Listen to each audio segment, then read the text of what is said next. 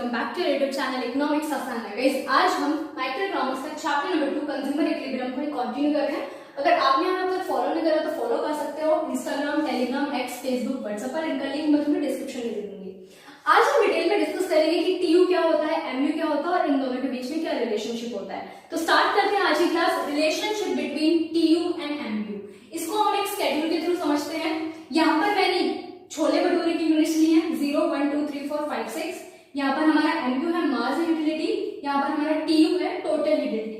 अब समझते हैं सबसे पहले कि टोटल यूटिलिटी क्या होता है। टोटल यूटिलिटी का मतलब क्या है कि टोटल सेटिस्फैक्शन मिल रहा है जितनी भी मैंने कमोडिटी कंज्यूम करी है। फॉर एग्जांपल कि मैंने 1, 2, 3, 4 4 आइसक्रीम करी, चारों आइसक्रीम से जो मेरे को सेटिस्फैक्शन मिला टोटल सेटिस्फैक्शन कहलाएगा। वहीं हम बात करें मास यूटिलिटी की, तो एक एडिशनल यूनिट कंज्यूम करके मेरे को कितना सेटिस्फैक्शन मिला। फॉर एग्जांपल के लिए कि जब मैंने थर्ड आइसक्रीम खाई तो मेरे को सेटिस्फैक्शन मिला 20 यूटिल्स का, पर्टिकुलरली थर्ड आइसक्रीम से। टोटल की बात नहीं कर रही है, एक एडिशनल यूनिट जब हम कंज्यूम कर रहे हैं तो उससे कितना सेटिस्फैक्शन मिला। एग्जांपल से समझते हैं। देखो यहाँ पे हमने छोले भटूरे की यूनिट्स ली है। मानकर चल रहे कि छोले भटूरे का प्राइस है 10 रुपए। अब तुम हंसोगे कि 10 रुपए में कोई छोले भटूरे मिलते हैं, मान लेते मानने में ये जा रहा है ना। तो छोले भटूरे का प्राइस है 10 रुपए। जब तुमने एक भी प्लेट छोले भटूरे की नहीं खाई तो सेटिस्फैक्शन भी कितना मिलेगा? 0। तो टीयू हमारा क्या हो जाएगा यहाँ पे 0 और एमयू को तो हम कैलकुलेट नहीं कर सकते तो डैश डाल देंगे।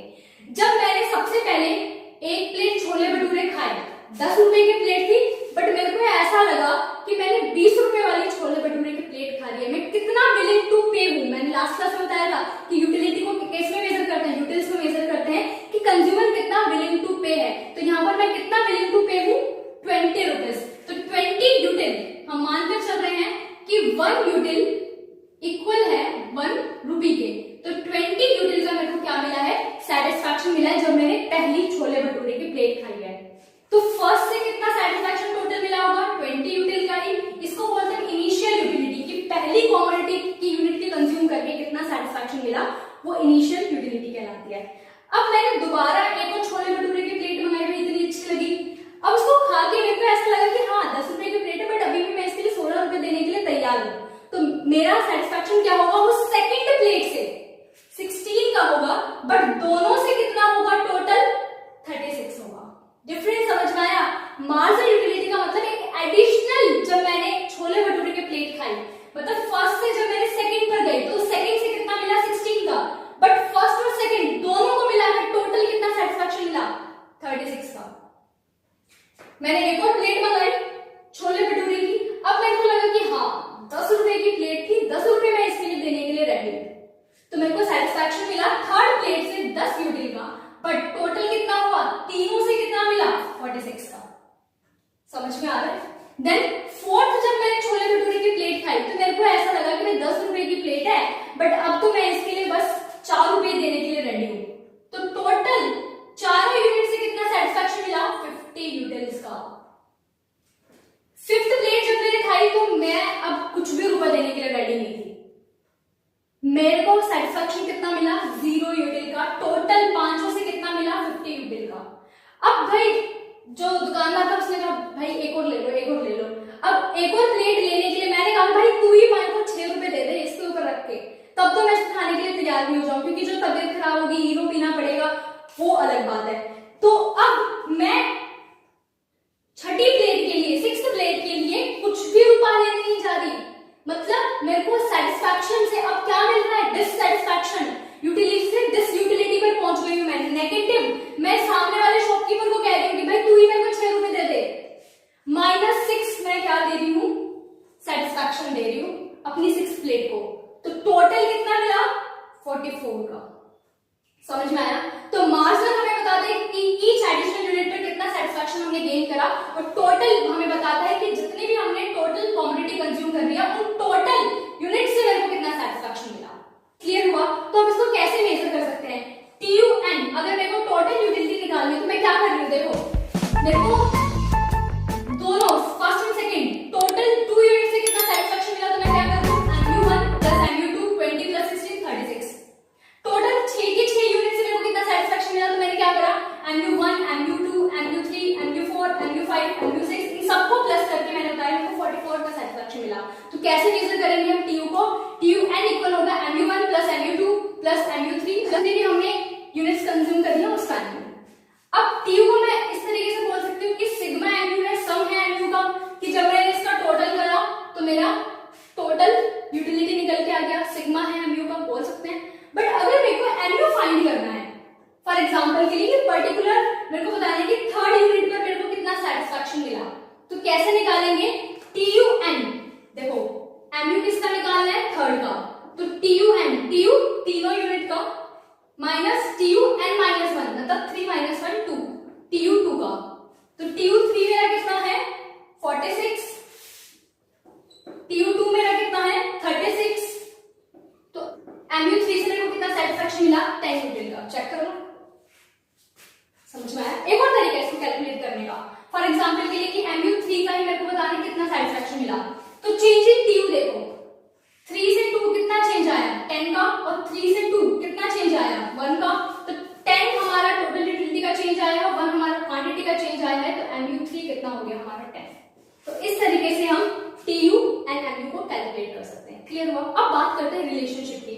जब मैं स्केड्यूल को डायग्रामेटिकली रिप्रेजेंट करूंगी तो कुछ इस तरीके के ग्राफ बनेंगे। सबसे पहले बात करते हैं हम टीयू की, तो एक्स एक्सिस पे लिया मैंने यूनिट्स ऑफ छोले भटूरे और वाई एक्सिस पे लिया मैंने टी ऑफ छोले भटूरे। अब देखो टीयू हमारा क्या कर रहा है? 20, 36, 46, 50 बढ़ रहा है, और यहाँ पर क्या हो गया है? कांस्टेंट हो गया है, देन उसके बाद डिक्रीज करना स्टार्ट करता है। तो टीयू हमारा क्या करता है? ओरिजिन से 0 से स्टार्ट होता है, क्योंकि 0 यूनिट पर टीयू भी क्या होता है? हमारा 0 होता है। तो ओरिजिन से स्टार्ट होकर टीयू हमारा क्या करेगा? इंक्रीज करेगा, बट कैसे रेट से? डिमिनिशिंग रेट से। देखो बढ़ तो रहा है, बट यहाँ पर कितने से बढ़ रहा है? 16 से। यहाँ पर कितने से बढ़ रहा है? 10 से। यहाँ पर कितने से बढ़ रहा है? 4 से। यहाँ पर कितने से बढ़ रहा है? 0 से। बढ़ तो रहा है, बट जो बढ़ने की रेट है वो कम होती जा रही है। एक बार एग्जांपल समझो, फॉर एग्जांपल के लिए कि तुम रोज गुल्लक में पैसे डाल दो, तो तुम्हारी मम्मी ने 10 दिन तक तुम्हें क्या दिए? 10-10 रुपए दे डालने के लिए। 10-10 रुपए से तुम्हारा अमाउंट बढ़ रहा था, फिर तुम्हारी मम्मी ने 5-5 रुपए डालने के लिए। अमाउंट तो अभी भी बढ़ रहा है ना, बट जो बढ़ने की रेट है वो कम हो गई है। क्लियर हुआ?